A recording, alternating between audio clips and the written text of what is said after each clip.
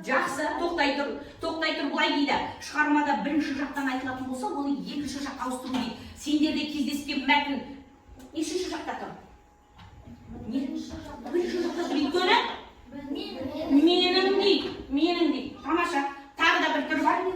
Оны сахналап береді. Болжайсың мәтінді, және оны сахналайсың. Сахналау деген не? Бізде болды ма өзі мектебіміз? Біздің осы 4 жыл оқыған тарихымызда сахналау болды ма?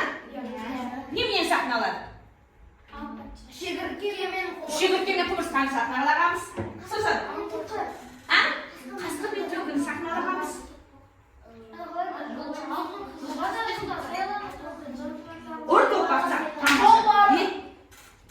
Жолбарыс пен түлкіні сахналағанбыз. Тамаша, естерінде бар екен. Естерінде бар екен. Өте жақсы. Олай болатын болса, қазір біз осы мәтінді мазмұндап береміз шығармашылық деңгейде. Ол үшін бізде көмектесетін суреттер бар. Ассоциация, молодец, тамаша. Біліп тұрсыңдар. Кеттік. Кәне, бір жүгіртіп отырыңдар. Мен мына жерге жайып қояйын.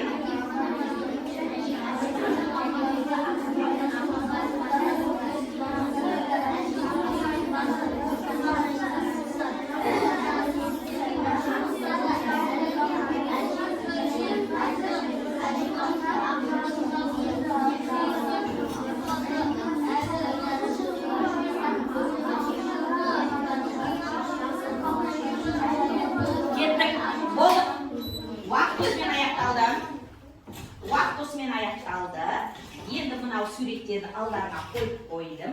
Кім маған әңгімелеп береді? Кәне, қорпа. Ештеңеден жүрек сезімге қажет жоқ. Күнде жасап жүрген жұмысын. Кеттік. Қалай басталып еді? Бірінші қол көтеріп. Жақсы. Менің отбасым қаттырақ айтамын. Мен отбасым үлкен. Отбасымда әкем, анам, екі үлкен ағам және қарындасым бар. Қалай? Әкем, анам және екі үлкен ағам мен қарындасым бар. Үйде әже басы. Үйдің басы ол әже. Үйдің басы ол әже дейді, рас па? Кеттік, қоя қой.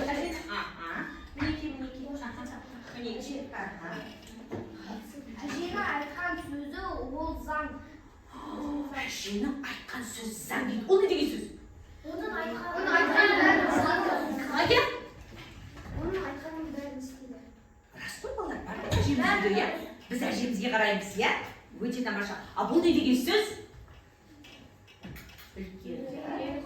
Үлкенге құрмет, үлкенді тыңдау. Кішіге сен тамаша. Өте жақсы ағайын. Және әжемде көне сандығы болды. Балалар қараңдар. Әженің көне сандығын қараңдар. Жақсы. Енді осы жерде жан жігіт бір дүниені ұмытып кетіпті. Естеріңе салайын. Әжені не істейміз біз қазір? Әжені сипаттау әдебиетте не деп аталады? Портрет дегеніміз не? Портрет дегеніміз не? Дұрыс айтады. Оны қалай сипаттаймыз? Қазір бізге жан жігіт айтып береді. Тамаша, отыра ғой. Мәтіндегі басты кейіпкерді сипаттаймыз. Біздегі мәтіндегі кейіпкер кім? Әже. Әженің шашы ағарған, мінезі жұмсақ. Әженің шашы ағарғаннан қартайғанын көрінеді. Қартайғанын көруге болады дейді. Жасы 80-не асса да өте тамаша. Тым ақылды. Әженің көргені көп. Әженің көргені көп. Тамаша. Сипаттадық па әжені? Жақсы, кеттік. Енді сандыққа келейік. Мен ұтылған асықтардың өзінде осы сандыққа салады екен. Әжем осы сандыққа ешкімді жолатпаған.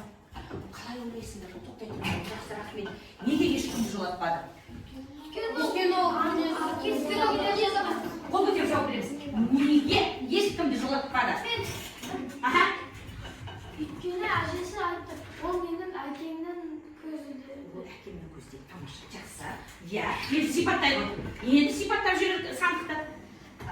Сандықтың оюлары әдем дегенде көрінетін болған. Өзі ағашы кепкен Ояулары. бояулары не болып көрінеді? Ояулары көне болады. Бірде, жақсы. Әрі қарай жалғастырамыз. Рахмет жауабыңе. Бірде, әрі қарай не істейміз енді? Бірде, таусат келе ғой. Бірде әкесі апа мынау көне сандықты заманауи сандыққа ауыстырайықшы дейді. Жақсы көрсете ғой, бар қана жерде заманауиға.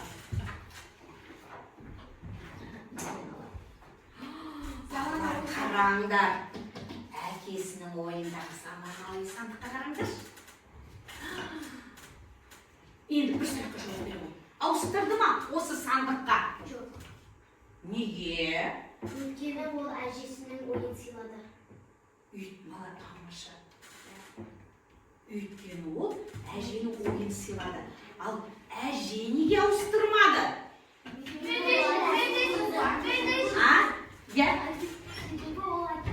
Өйткені ол әжесінің, әкенің көзі еді. Ал енді балалар қараңдаршы. Қалай білесіңдер?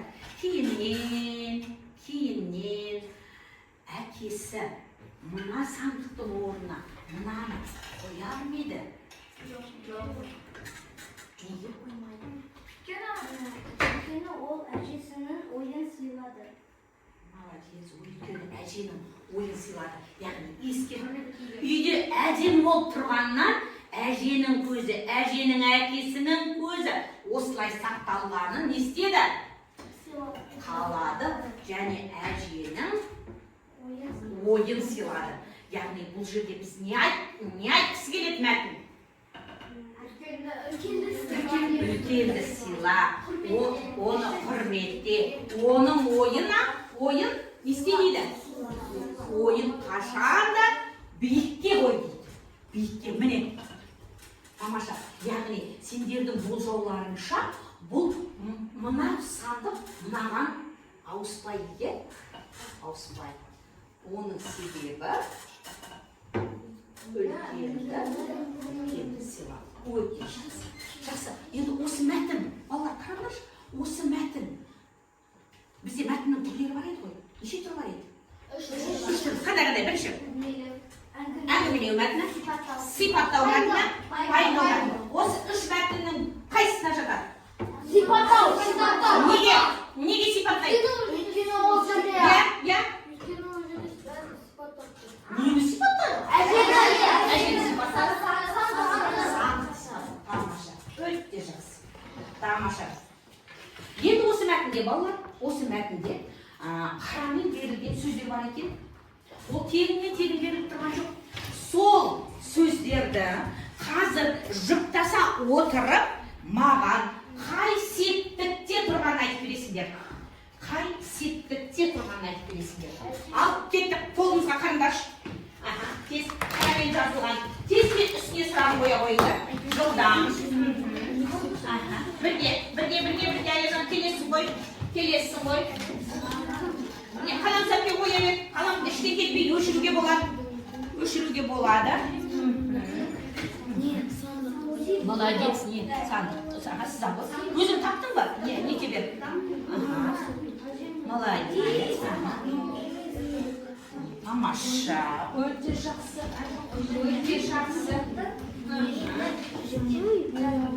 Балалар, біткен. Дәс қана жықсыз отыр. Жұмыс жоқ болса да дәс уже бітіп қалды.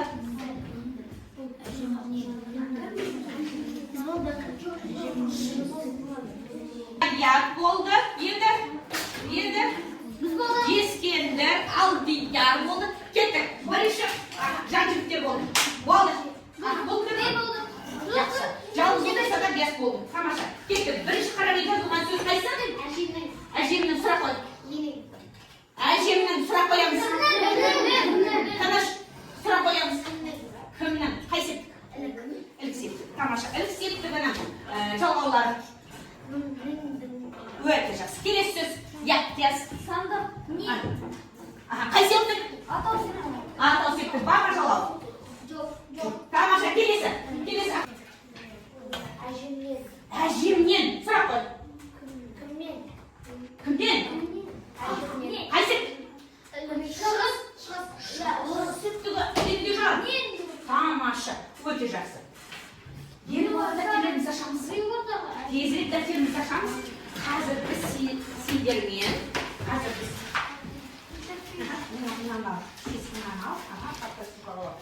шағын зерттеу жұмысын жүргізетін боламыз қазір. Осы мәтіннің ішінен бір зат есімді таңдап аласыңдар. Сол зат есімді атау септігіне қоясыңдар. Жат ілік септігіне қоясыңдар. Жоқ, мен айтам тапсырманы. Көмектес септігіне қоясыңдар. Кеттік. Бір өздерін тауып алыңдар. Бір зат есімді тауып алыңдар. Іздеңдер. Оның ішінде керемет көп зат есім бар. Атау септігіне, ілік септігіне, көмектес септігіне қоямыз. Кеттік. Үш септікке ғана қоямыз. Содан жазамыз қайда қаламыз. Бірінші зат есімді іздейсіңдер. Одан кейін оны атау септігіне қоясыңдар, ілік септігіне қоясыңдар. Бүгінгі өтіп жатқан көмектес септігіне қоясыңдар.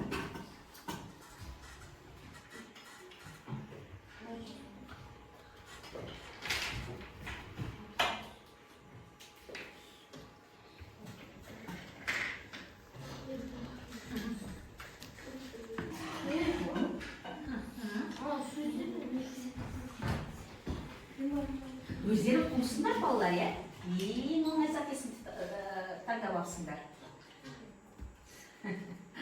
Жақсы, кеттік. Қай сөзді алдың? Мен сандық. Сандық. Кім тағы қай сөз таңда? Сен, Рая. Сандық, сен де сандық, аға. Сандық, сен. Сандық, не өзің ерге? Қуылықтарың көрініп қалды. Жақсы, оқи қой. Аяру, баста. Сұрағы. Сандық. Жақсы, келесі ілік септік. Ненің сұрағын менің сандықсың. Сандық, тамаша. Көмектеседі сұрағын мен сандықпен. Тамаша. Кім сандық деген сөз жазды? Мен. Дұрыс па? Рахмет, Аяру. Өте жақсы. Жақсы. Болды?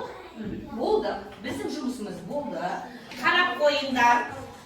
Қайсына қайсы қай жерге жеттіңдер? Келесі. Балалар, келесі бір демалып алсақ деймін. Ал кәлеге тұрамыз. Біздің бешімізден ортаға шықсыншы.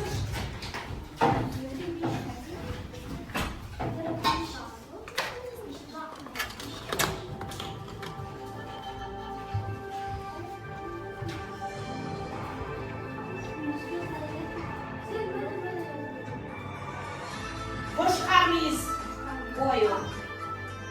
Ал кет билейіз.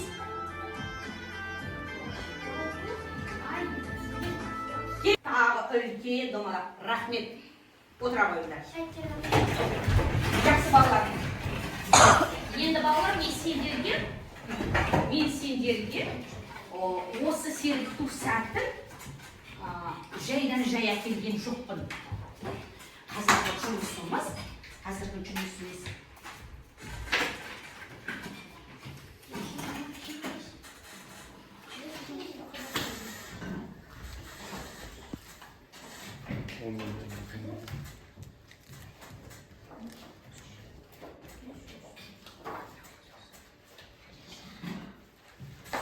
жаңа мәтінде айтылды ғой, сандықта не бар деп еді? Асық бар. Ол кімнің асығы еді? Әженің әкесі. Әженің. Тіпті мен сол сөйлемді айтып жүрмеші? Тіпті менің де асығымда Тіпті менің де ұтқан асығымды осы сандыққа салып қоятын дейді. Мына сандыққа салып қоятын дейді. Олай болатын болса қазір мен де сендерге сандық әкелдім. Ал енді жаңағы сергіту сәтімен мынау сандық